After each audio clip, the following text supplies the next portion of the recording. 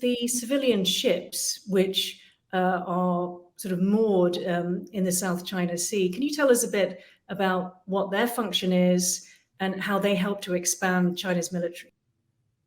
China's been subsidizing fishing fleets to go operate in the southern reaches of the South China Sea since the 1980s, where it's not commercially viable to do so. And the reason that it has historically done that is because it shows the flag. It creates a false narrative that Chinese vessels have actually traditionally operated everywhere, all the way to the coast of Indonesia.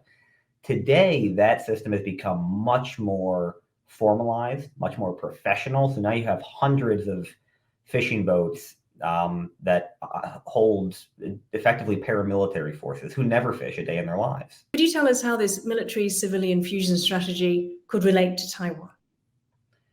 So Taiwan deals with a lot of the same harassment as everybody else in the South China Sea when it comes to fishing vessels and the maritime militia, but really any kind of vessel that China has decided could have a military use is being potentially put to a military use. We're seeing Chinese civilian roll-on, roll-off transport vessels and vehicle carriers, vehicle ferries being used to conduct joint training and exercises in preparation for a hypothetical invasion of the island.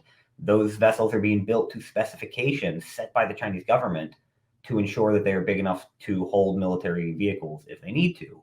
And so it's not just fishing boats, it's any boat that China believes might someday have a military role. And you mentioned that this has been going on for decades. Is there a response to this? How does, for example, the US deal with this?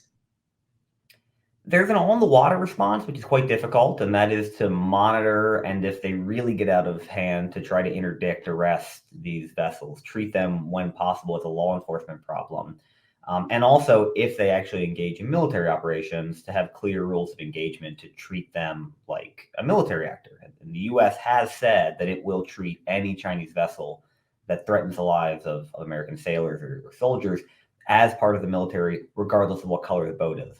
But there's also a broader diplomatic problem, and that is, how do you convince China to stop subsidizing this program because it's counterproductive? That is all about naming and shaming and imposing diplomatic cost by highlighting the illegal behavior that China is engaged in. After the 20th Party Congress, do you believe that there is a chance of, persuading them that this is not in their interest? I see very little evidence that Xi Jinping is going to be convinced to back off of his and the Chinese government's excessive claims in the South China Sea, or its increasingly aggressive behavior across the Taiwan Strait or on the Himalayan border, or any of a dozen other things.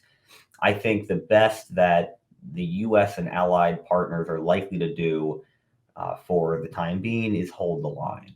And then hopefully a future Chinese government will be more inclined to compromise.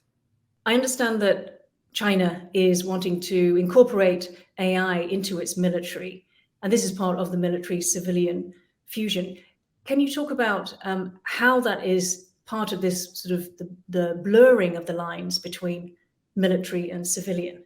Right, China wants to compete with the United States and other developed nation militaries at the high end of the technology curve, whether it's AI, quantum computing, advanced semiconductors, or anything else. What makes China unique is that it is impossible to distinguish between researchers at academic institutions or private companies who are engaged in military versus civilian research. Civil military fusion doctrine in China means that all research that could hypothetically have military uses is at the beck and call of the PLA anytime they want, which is why you've seen now the United States take steps to restrict the export of certain tools to make advanced semiconductors to China, or advanced chips to China, because it doesn't believe there is any such thing as a purely civilian researcher left in China anymore.